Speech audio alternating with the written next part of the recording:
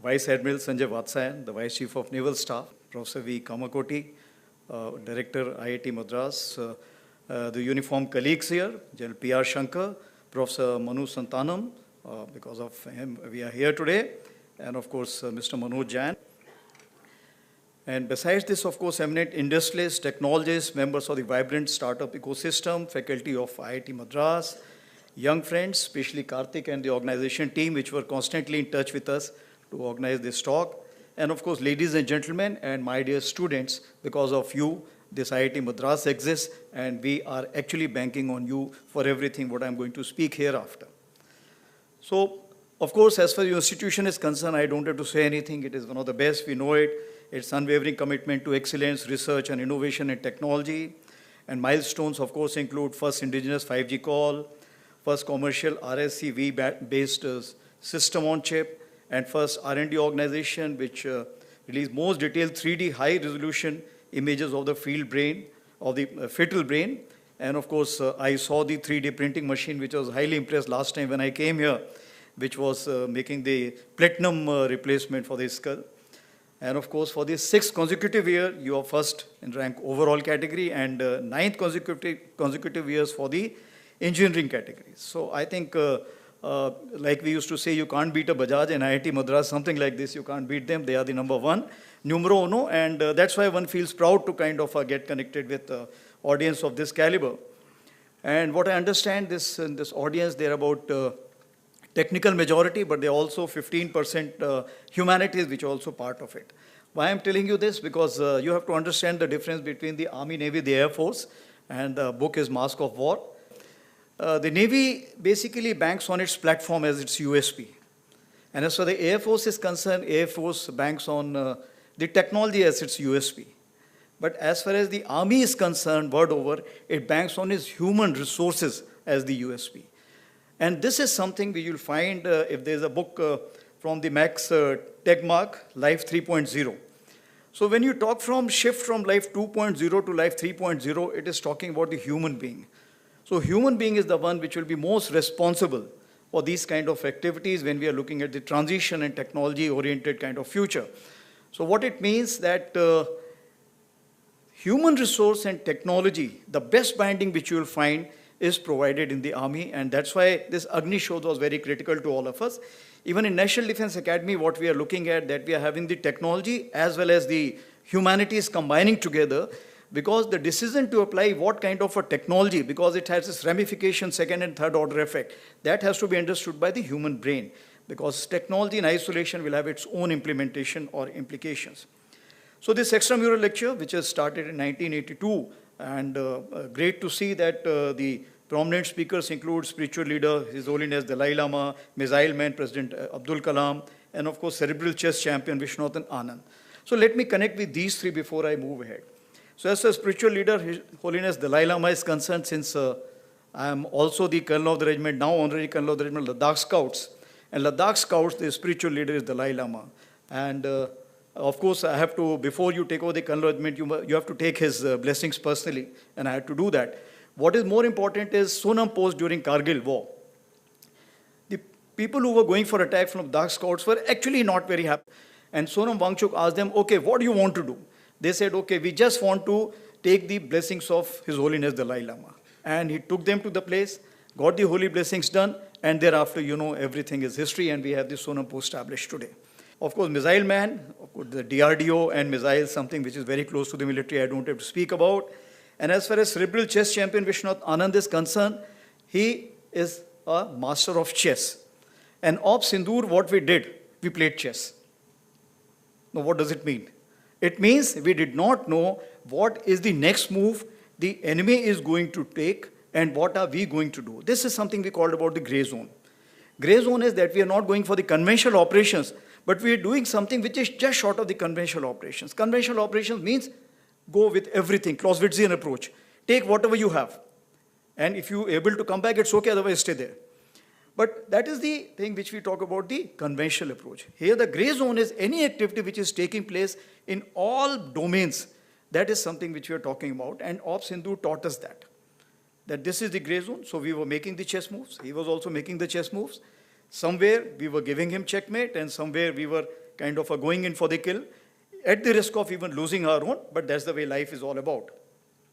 So how the future war we look at, I'll talk about it in 4 trends. Then first one which comes is diffused. Diffused means the battlefronts are actually not defined. There's no clear battlefronts. And do we look at, as of today, that has the Indo-Pak war finished? Has the Iraq-Iran war finished? Has the US-Iraq war finished? Has the Afghanistan-US or Russia or Pakistan conflict got over? The answer is not known to you and me. So what I am saying, these are something which are perseverant wars, and we have to live with this kind of a situation. Today, globally, 56 conflicts are going on with 92 countries. And this strategic continuum of persistence will continue to grow. And the second one is democratized. When we say that is the conventional, hybrid, non-traditional, all these wars are taking place together. And earlier we used to, let's say, depend on the big platforms and Second World War. This is what something is going to play a role. But now, let's say if there's a tank squadron which is there, and suddenly you take a kind of a swarm drones which can fire the missiles. It's a major vulnerability for tanks today. Of course, that's why in the tank regiments also we are raising the drone kind of elements and counter-drone elements for this reason. But what I am saying, the battlefield equalizers is something which has come through. A platform in its size does not make a difference. What it makes a difference, how can you counter it? So a small intelligent move, a smaller technical kind of a move which is there. I was asked that, will you have the robo-soldiers later? I said, robo-soldiers we can have, but if we are 150% sure that we will control them, because if somebody else controls, they will turn around. And if they turn around, you're gone. So that is what the technology counts about. Coming on to the third one is the diverse. Now, when we talk about diverse, the Ukraine-Russia war, which has taught us that they are using the robo-dog also, but they are using the live mules also, animal transport. Why? Because when the animal which is moving on a pre-designated route, it is not a very, very lucrative target. But if you go with the ATV and carry the ammunition, itself becomes lucrative target. So that is the diversity. You're looking at a robo-dog as well as the animal transport live, which is carrying the ammunition in those trenches. So as far as the Indian Army is concerned, it is different from what we talk about the US wars, what we talk about the Iraq-Iran war, Hamas war. Why? Because as far as we are concerned, we share 2 borders. And both borders, you can call it live, semi-live, in whichever terminology you can look at, but these 2 potential adversaries have the capability to orchestrate kind of a war which we have to face together or one by one, that we cannot say for sure as of today. But capability-wise, we have to stand up to both the fronts. Now, if that be the case, then we have to look at 5 generations of warfare. It means the technology will come up, but the space is only that much. So technology also have to fit in the topmost layer and then slowly and slowly seep down to the lowest layer. That is what is something important. So technology has to be imbibed, it has to be understood, and then it has to be percolated down to a common soldier. And that is why I have said that eagle on the arm. Means our 12 lakh population of Indian Army, everybody should have 1 drone each, is eagle on the arm. That is the beginning which we are looking at. And it doesn't mean that we'll be looking at bigger drones and missiles and everything, but that is the beginning. And that is the technological consciousness which I'm expecting from all. So from muddy trenches to Internet of military things, this is what is the kind of a arena what we are looking at. As far as the demography is concerned, that is the 4th D I was talking about, is of course, which are the principal players in this complete thing? The terrorist groups, Hamas, LET, now TRF, now some more names which are coming up. They will be permanent part, at least the India is concerned.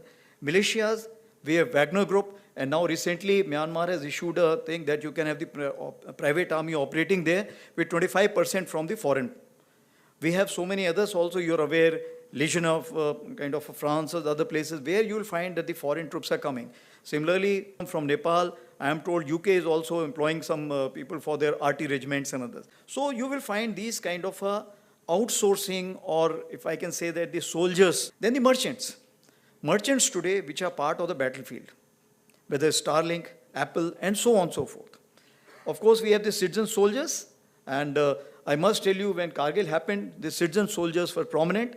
We had the shepherd who told us that where the intruders are, And the last Chief Justice of Jammu and Kashmir, Mr. Tashi, he himself galvanized the locals and himself carried the ammunition for the troops during the Kargil war. So what I am saying, citizen soldiers are omnipresent, and any kind of information which they have, if they give us, for example, drones, as you see where the drones are flying, so that if it is put in the app, it helps us knowing that whether it's our drone, whose drone, and this kind of a thing we have tried in the Amarnath Yatra recently in J&K. And if it becomes successful, we'll develop it more, and with the kind of intelligence which is sitting here, definitely we'll be able to make it more, if I can say that, fail-safe proof. Of course, the Guardian Force is concerned, this is the invisible, if I can say that, the non-kinetic handlers. And this is where you all come into play in a big way. Because today war has four quadrants. I will not have time to explain the 4 quadrants, but the non-kinetic quadrant is something which you can start today. And the next war, which we are looking at, it may happen soon, and we have to prepare accordingly, as already been brought out by Director, that in this we have to fight this battle together. This non-kinetic has to be fought together. So what are the deductions? That as far as whole of nation approach will be there for the next war, it is not the military alone which will be fighting. Let me assure you very clearly in this issue. As far as the grey zone is concerned, it's ever present, and this will remain. As for the multi-domain, cyber, cognitive, and space, these are the new terms which are coming in, and these are the new terms we need to learn more from you. We can tell you what do we want and what do we need to counter, but how, when, why is something you need to give us the answer. Atmanirbharta. Atmanirbharta, it's a long-term thing. Presently, whatever technology is being imported from outside and being called as Atmanirbharta, definitely it has a hidden cost. We are ready to pay more cost if it's purely made in India, because then we know that we can change it, we can modify it, we can upgrade it. That is the biggest advantage. That is what we are looking at, in-house technology. And as far as collaborative and synergistic is concerned, that means intra and inter. Because today, for example, we do not know what is happening on the Pak Western Front. But this information, when we have the exchange of intelligence with our neighbors on the other side, we'll definitely get to know which are the troops which are moving in what places. So what I am saying that interconnections are also equally important, which we call collaborative. And these collaborative will also, after some time, will go to the satellites and so many other agencies which are there, which are meant for a commercial purposes, but can also be used for the defense purposes. And if a synergistic approach is concerned, within us, that is the tri-services, NTRO, and so many other agencies which are there. So finally, if I look at that, India is facing a 2.5 front, and if it is facing the land borders, then keeping in with the psyche of the people in India today, currency of victory will remain as land. And that is, with that premise, I will say that what all actions have been taken and what are we looking at. 2016-19, again, we got 2 wake-up calls. We went in for a major transformation, whatever we could, and we declared as a decade of transformation, which actually year of transformation given by my predecessor, General Pandey, and then we made it decade of transformation because changes don't come so fast. You need time. Years of technology absorption, we created 2 years because technology, like I told you, has to be absorbed at the top, but it has to seep through a soldier, and it is not so easy. It's a social change, and social change cannot come with a jerk. And of course, year of reforms, which were declared by our Honorable Raksha Mantri, and that is what was a major catalyst and a major kind of anchor for change. And all this combined together, we put a vision for Viksit Bharat 2047 for the Indian Army. So, Peter Drucker said the best way to predict future is to create it. And if that is the case, actually, it helped in Op Sindoor because when I took over, the first thing which I did was the multi-domain operations war discussions. Multi-domain operations is basically how the technology can be imbibed in the warfare. Normally, we have been doing the bean counting, okay, how many tanks, how many infantry battalions, but this is the time we went in. And it was not purely military. We had the academia joining us from all these stakeholders, whether it's CERT or anyone for that matter. We had those people, and they told us that what you can do, what you cannot do, and what you're doing is Stone Age, or it is actually in advanced stage. So that is how it showed us the mirror. And since it showed us the mirror, it helped us in a big way. So moving ahead, I will just talk about the Op Sindoor as such. And since Op Sindoor, you may be actually saturated by seeing the TV and the parliamentary debates. So I will not spend much time on that. I will say how the technology came into play. But certain things important. 22nd April, you're aware what happened in Pahalgam, and it actually shocked the nation. 23rd is the time when next day itself, we all sat down. And this is the first time which RM has also said, I think enough is enough. And all the three chiefs were very clear, something has to be done. And the free hand was given, of course, that you decide what is to be done. And that is the kind of a confidence with the political directions and political clarity for the first time we saw. And that's what made a difference, because we want to do a lot, but that kind of hand-holding and kind of free, no terms of restrictions, if I can say that. And that is what kind of raises up your morale. And that is how it helped our army commanders or commander-in-chiefs on ground to kind of act as per their wisdom. Of course, then 25th, we visited the Northern Command, as you're aware, that is the place where we thought, planned, conceptualized, and executed the 7 targets out of the 9 which were destroyed, and where a lot of terrorists were killed. 29th April, of course, was the time when we met the Prime Minister for the first time, and thereafter, next day, of course, why I'm telling you this? Because it's important that how a small name, Op Sindoor, connects the whole nation. And I was telling director also that when he briefed me on this, he said, okay, we'll have this name Op Sindhu. And I thought it is Op Sindhu. Sindhu is basically Indus River. So I said, excellent, sir. Indus Water Treaty has just been frozen by you. He said, no, it is Op Sindoor. And just see, this one name has connected the whole nation together. And today people are saying Sindoor to Sindhu, everything we have taken care of. But that is something which galvanized the whole nation as such. And the soldiers per se, because when I went on ground and I told them that, look, any sister, mother, daughter, whenever she applies the vermilion or the sindoor, she will always remember the soldier. And I think that was the connect.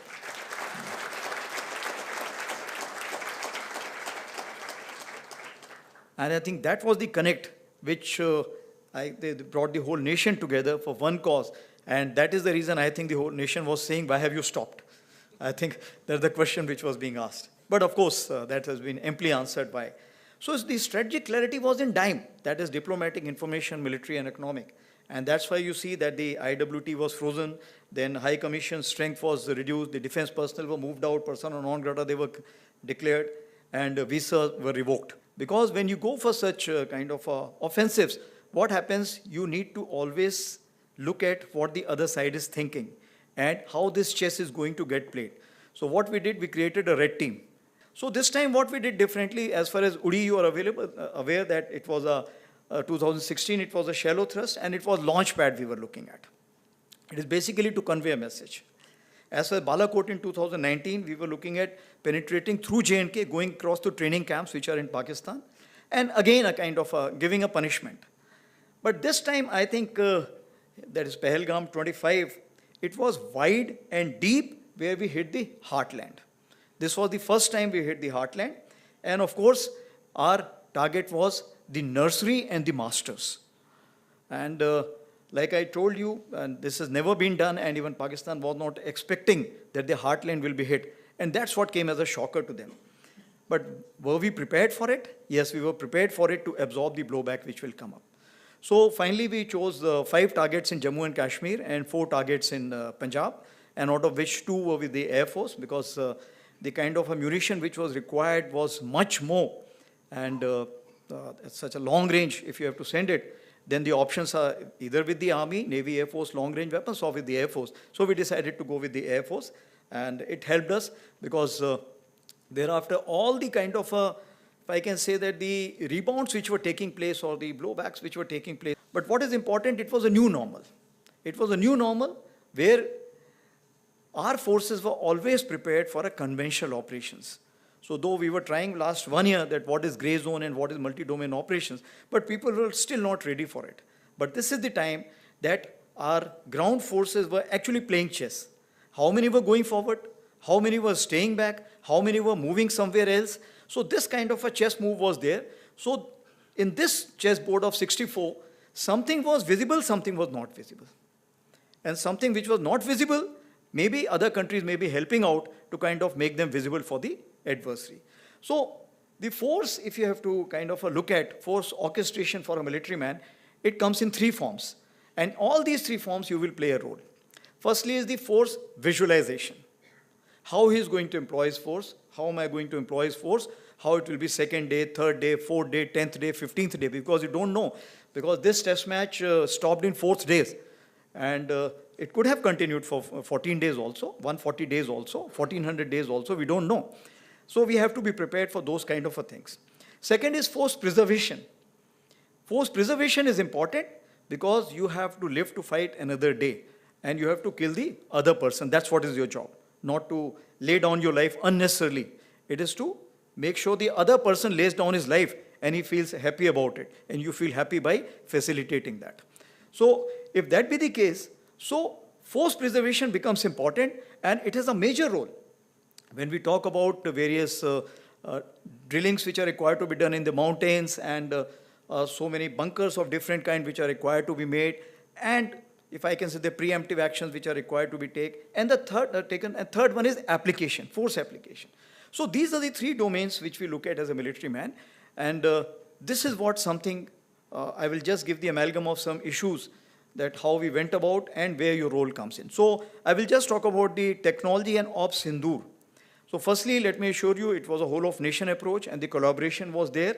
Was it in conjunction with other nations or not? That's a moot point, but it should be. It should be in long run.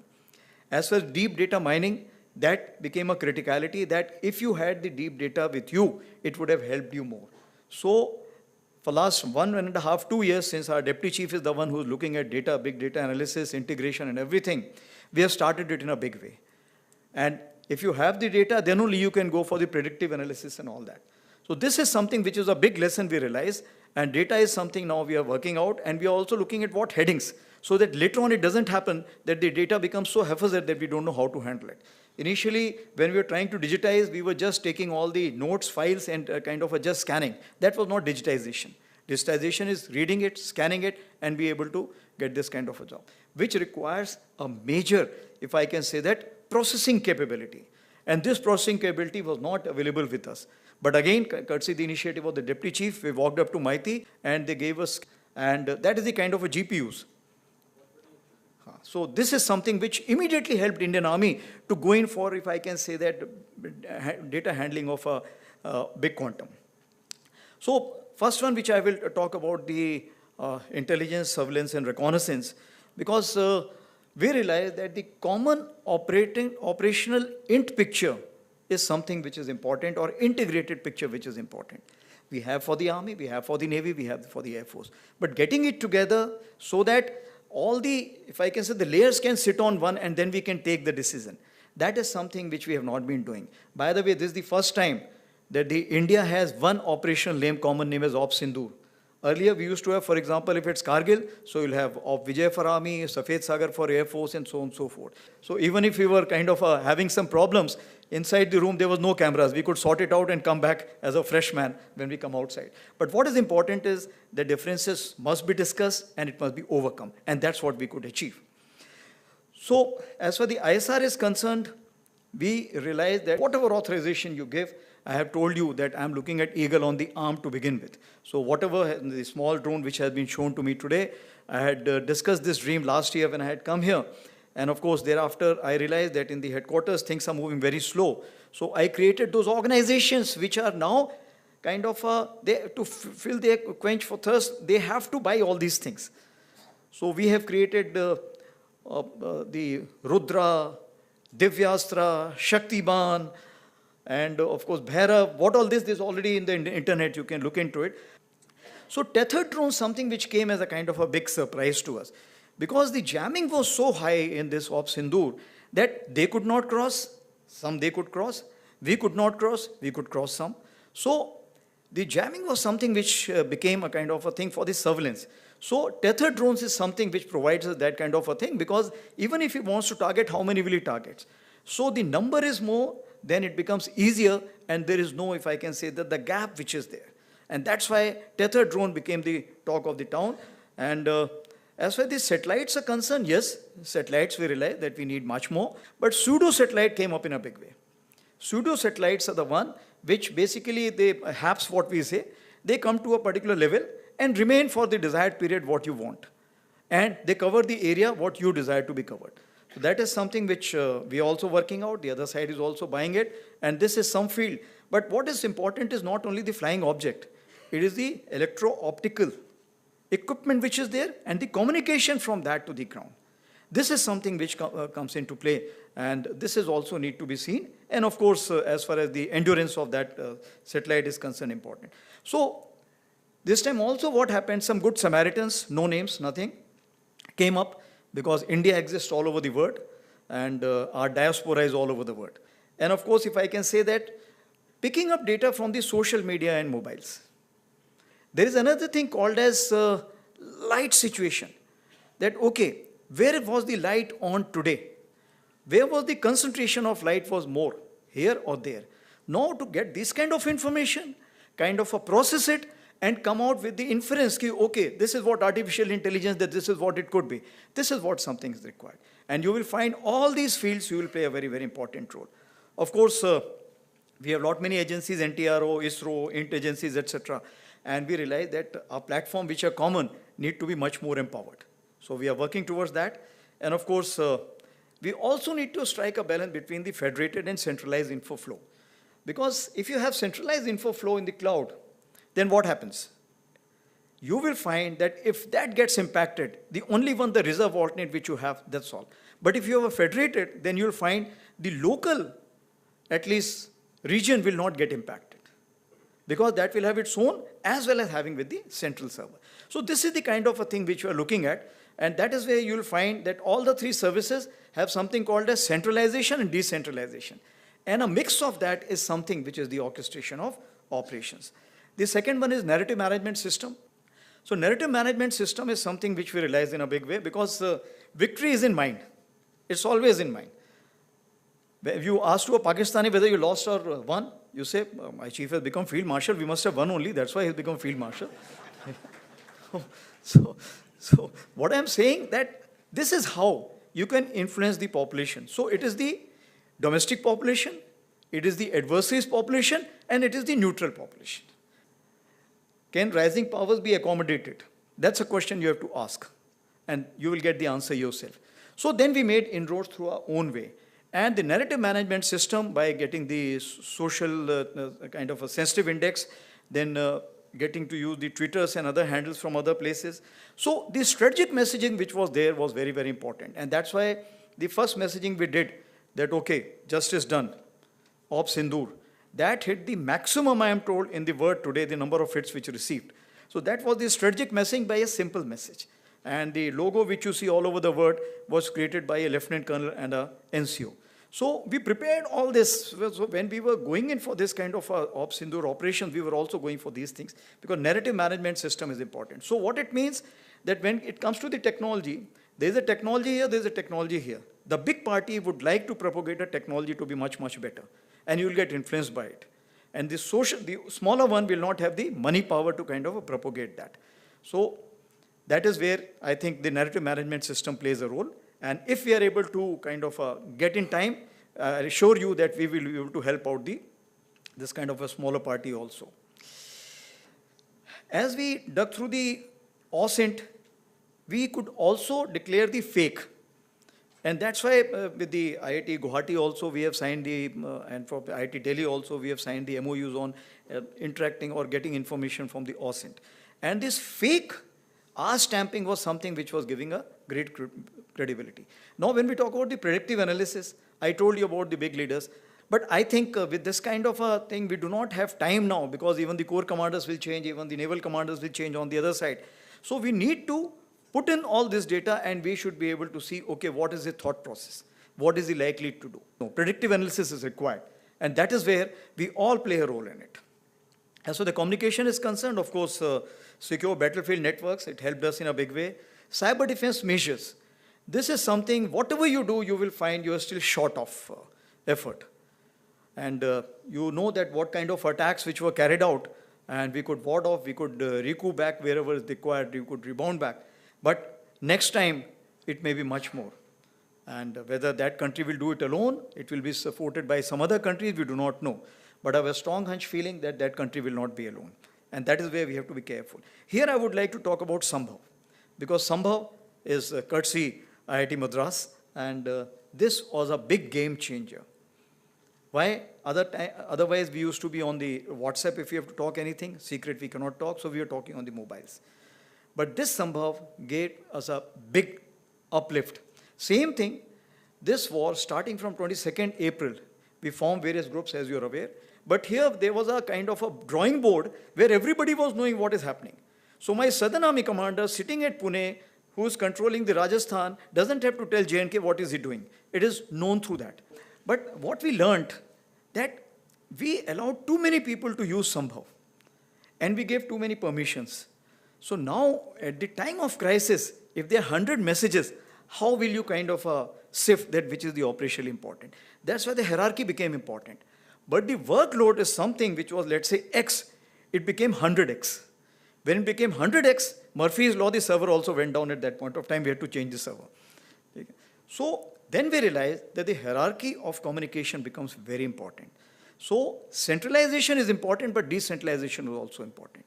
And that is where, once we make sure that the hierarchy was kind of reverted back, it became easy. But still, the load on Sambhav was very high. And I'm happy to note that Sambhav 2.0 is also being looked at, because that will kind of help us for Sindhu 2.0. So I'm sure before Sindhu 2.0 starts, Sambhav 2.0 will be actually commercialized. Coming on to electronic warfare, of course, you're masters of it, so I don't have to talk about it. EM spectrum dominance. Jamming, I told you, it was in a big way. But deception, we could do a lot with the electronic warfare. And beyond that, I would not like to speak, but as you know, that headquarters, etc., depicted from that. And of course, radar fingerprinting. Again, deep data. Because all the radars open at various places. And if you have the data, then you know, okay, which radar is opening up and it is held with which formation. That tells you the orbiting which is important. So fingerprinting which becomes important, and therefore the long-term involvement here becomes important. And ECAS or something, I think it's already in the media also, that we have created a software which is helping us. Of course, that is something which we have just started, but I am sure with the AI kind of a caliber which is there with the IIT Madras, that will become very, very strong, and it will get interlinked with the TRI services, because we need to work out together. As far as target engagement is concerned, we realize that attrition warfare is no more going to give you the results. So you need smart munition. All the dumb bombs have to be converted to smart bombs. We are working out with others also in this field, because here we do not have much time. And Russia also, finally you realize only two things are working. Rest everything has gone back. Today I was reading the air assets have been pushed back. And the platform which are there, they only use when required. But the artillery guns and the drones, they are the only two things. The only thing what they have done, their dumb bombs have been converted to smart bombs. So the precision has increased. When the precision is increased, how does it help Indian economy? If you use a X number for, let's say, dumb bomb, you will use only 1/5 of the ammunition if it's precision in nature. And that is where you will find that the cost does not make a difference. The impact which will help us, because it will be timely impact and allow us to further the battle which is required. Rockets, extended range, we are well aware that what we are working here. And we also carried out a trial yesterday where we got the circular reparability of 2 meters for the 70-kilometer Pinaka. And of course, ramjet technology, again, we are having a very, very high hopes. And we are, I'll not say running out of patience, but we are impatient that earlier as it comes, better it is. And of course, if I can say that private industry also tested some missiles, which was again in the newspaper, 150 to 400 kilometers. So we're moving fast, and we have to move much faster. Swarm drones and mother and the, if I can say that the sub drones or children drones which are there, there's a new concept. And today there is in the newspaper, in the Twitter also, and in India also, one company has offered 30 kilometers of spool. And in Ukraine, they have used 40 kilometers for spool. So there is no interference or jamming which can take place unless you physically destroy it. So this is the kind of a thing which is being looked at. So what happens? You send a spool for 30 kilometers. By the time the two layers of jammers have been kind of passed through, thereafter the mothership goes another 20-30 kilometers, opens up with the kind of a sub-drones. And then you can create the havoc which is required. So 50 to 60 kilometer depth we can achieve. That is the kind of a range what we are looking at with this. And of course, armed UAVs, I don't have to talk about it. And employment of baits from both sides. So this time what they did, they sent the small drones first, so that you use your anti-aircraft guns. You open your radars. So your anti-aircraft gun locations are known, your radar locations are known, then say frequency is known, so they know which kind of a radar and everything. And then they came with the kind of armed small UAVs or drones, Yiha class, which is from Turkey. So they used that. And thereafter, of course, they came with the Chinese and Turkish big UAVs, which is called as combat UAVs, they came. So just because I think we were well prepared, we had the kind of ammunition, we had the kind of coordination, we had the kind of missiles, and we had the kind of counter-US equipment, which is the soft kill. All this combined together helped us in a big way. But will this help us the next war? No. Why? Because drone and counter-drone is a ratcheting effect. If you have better technology for drone, counter-drone technology will grow. Thereafter, you have to drone better and then counter-drone. So both have to keep kind of overcoming each other deficiency or strength. So therefore, this is a constant battle which is going on, and for this we cannot sit idle. And that is where we need to work together. As for the counter-US equipment is concerned, in the area of 800 kilometers, we had 4,500 flying objects, including the Air Force. Now, if that be the kind of 4,500 flying objects which you have, how can you manage that space? That is something which is important. So when you use the jammer, it's very difficult to tell which drone is getting jammed, because it has the record, it's kind of a record of the frequency and other things. So that's on the lighter side, but that also can be a lesson drawn. But what is important is that we need new kind of patterns to look into it. And artificial intelligence plays a very important role, and networking again plays a very important role in this. Of course, hard kill, soft kill, we are aware. Fusion of that information, that which target to be engaged by whom. And of course, target tracking and tasking is something important. Moving ahead is the space integration. NAVIC, it will take some time, but I'm sure by 2026 December, we should be able to get it. But as far as the space is concerned, satellite, we used it in a big way. Images, satellite images. But actually, the requirement is much, much higher. The satellites availability is much, much lower. Every side, even if you look at the America also, they will also find it difficult when you go for an intense war. This time the intense war was not there. Was it a conventional war? There are not many questions. It was a conflict with an enhanced volume. So if that be the case, then we need images not only from the satellites. What are the alternate means? That is something. And if not, then can we get the change detection very fast? Is it going to help us?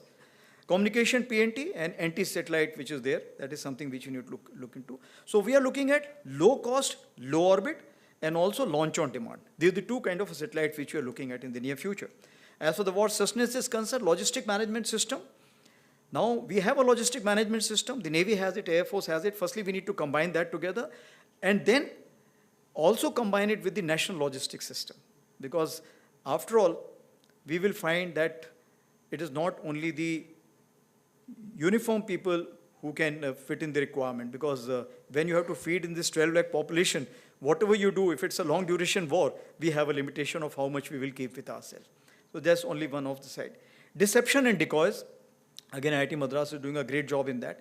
Biotech and human enhancement. This is something exoskeleton. We are working out with some IITs, and I'm looking that in a big way. And this is a big game changer. When you pick up something which is, let's say, about 20 kg, you feel like only 10 kg when you pick up with the exoskeleton. So that's why we are looking at it in a big way. And a lot of progress is being made, but I think it's still not enough. And also stress analysis sensor. This is something which is important, because we need to have the sensors now, so that everybody wears this and we get to know how much is the stress, and depending on that we can send the people ahead, back, or a kind of a stress buster. We also have a go, no-go tablet, so you're aware in high altitude we've already prescribed for various places, the Air Force already has it.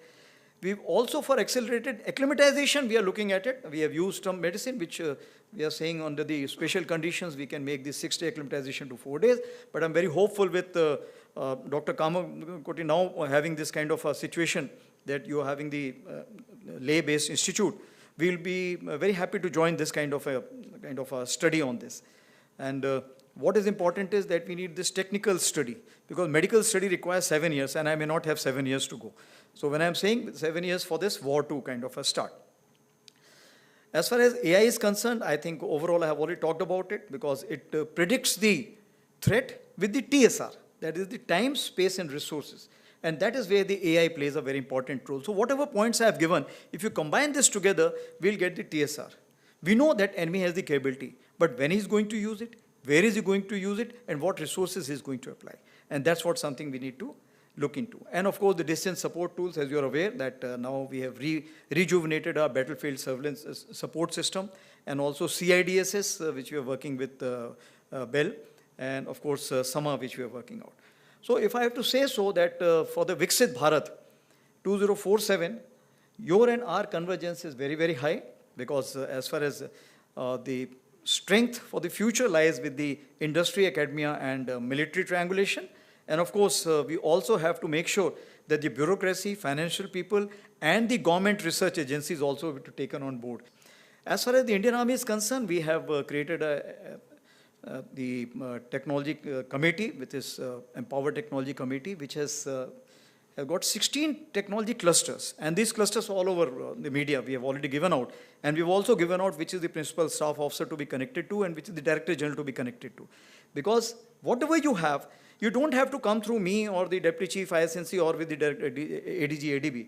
You can just go to them directly. Those DGs are meant to do this, whether it's robotics or it is with the quantum technology, blockchain, you name a thing, and we have the people named for it. We've also created a cell at IIT Delhi, Kanpur, ISC Bangalore, and of course, Agnishodh is a very good beginning, and we are very hopeful from this. As far as MCT is concerned, of course, we have India AI mission, Chip to Startup mission, and of course, Project Kila, that is the quantum computing, that is what we have. So what we are looking at two ways from you is basically the disruptive technology, which should make our job easy, and that offset strategy. Offset strategy, once we sit with you, you tell us your prowess, we will come out with the offset strategy. So these are the two things we are looking at mainly. Of course, water jet cutting, which has been explained to us, we are looking at keenly. We're also looking at a smart IoT kit for health monitor. And Ladakh IIT extension is a big thing because our northern front is completely, will be dependent on this research center. And Army internship program, which we have started recently, and I'll be urging all of you to join that Army internship program. And all those who feel they are already graduated, you can also join us as an officers, because we have now all the technical fields open, and we'll be soon from 2025 end, we'll be giving out the advertisements for that. So what are we expecting from you? If I could just summarize it: advanced composite materials, metallurgy, microelectronics, precision guidance, gyro sighting system, seekers, cybersecurity and military-grade secure communication technology, AI and ML, of course, quantum computing, robotics, unmanned sensors and systems, synthetic biology, and Ladakh Center is going to play an important role. And I must also thank IIT Madras for jointly organizing at national level cyber competition in October 25, that is Datathon and Capture the Flag. So in summation, I have to say that Ops Sindoor, a new normal, is just the beginning. It's the age of acceleration, the transformation we are living in. And if that be the case, then journey to be traveled together for upholding peace, even if enforced through strength, synergy, and sovereignty, is the call of the day. Thank you very much. Jai Hind. In your address, you spoke about something, citizen soldiers. My question regarding is another part of the civilian aspect is, during Operation Sindoor, we all saw that the regions, they were facing a lot of heavy fire from the side of the enemy. In such situations, can you shed some light upon the role of the army to ensure that civilians don't panic and behave responsibly, which is, I think, very important during such operations? Okay, so it's a very pertinent question, and that's why if you see that anywhere in the world today, other than maybe Iran, Iraq, where they went on for 10 years, other places if you find that they all look at the exit strategy, that how early can they stop the war. As far as Russia, Ukraine is concerned, that's gone out of control, and that is something which, but when you go to Moscow, you don't realize that the war is on. That is the kind of a situation. They have been able to isolate that war zone. So what you've asked is basically what the role of army is as far as the protection of civilians is concerned. If you carry out the analysis, you will find that what will be the density of the population which is on the western side and what is the density on the eastern side. In my wisdom, I think whatever population we have on our borders, along our borders, let's say 30, 40 kilometers, it is 3 times on the other side. So it has to be very clear that if you look at civil target, the other side will be a very, very big loser.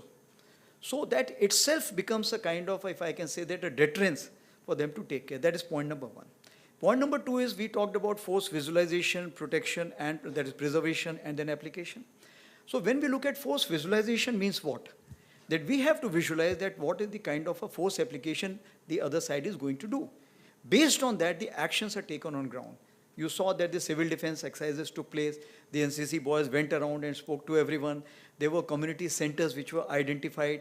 People were talked about if the shelling takes place, how the blackening of the complete area has to be carried out. Those rehearsals were carried out. In 2019, we went in for, along the LC, the major drive for constructing the community bunkers. Because the line of control, as you see, the firing is on in a big way. So what it means, the population which has been impacted over a period of time is conscious of it. And if they're conscious of it, they're taking all these actions. At some place who were in depth, they said, okay, it will never come to us. But when we found that the drones which are coming inside, and of course we shot them down, then we found that other players also who were not looking at bunkers and they said our houses are safe enough, also started looking for the bunker construction material. So what we are looking at now, that awareness, what actions to be taken, that in conjunction with the NCC, in conjunction with civil defense organization, in conjunction with the civil administration, and also look at more such kind of a, if I can say that, infrastructure coming up all along the border. This is what we are looking at.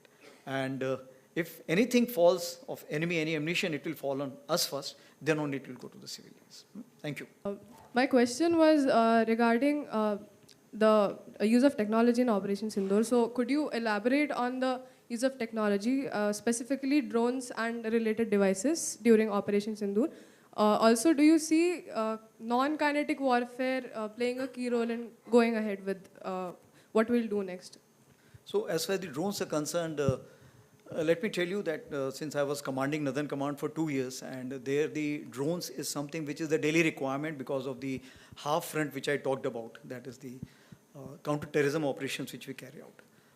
But we realized that the drones which we bought over a period of time, the acquisition process is so long drawn that whatever we wanted about 5 years back came today. But the requirement was something which must be manufactured today. It should be state of the art and it should come. So what we did, as far as we are concerned, we used those drones. We modified many drones.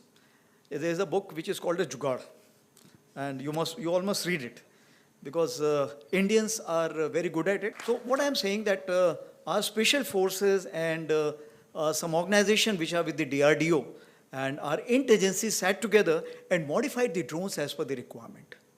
And these drones, we used it effectively for the destroying these targets which are there.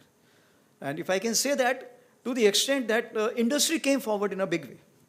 No names, but the industry came forward. Whatever they had, they told us, this is what is available with us today. Please take it and use it the way you want. We said, money, forget about it.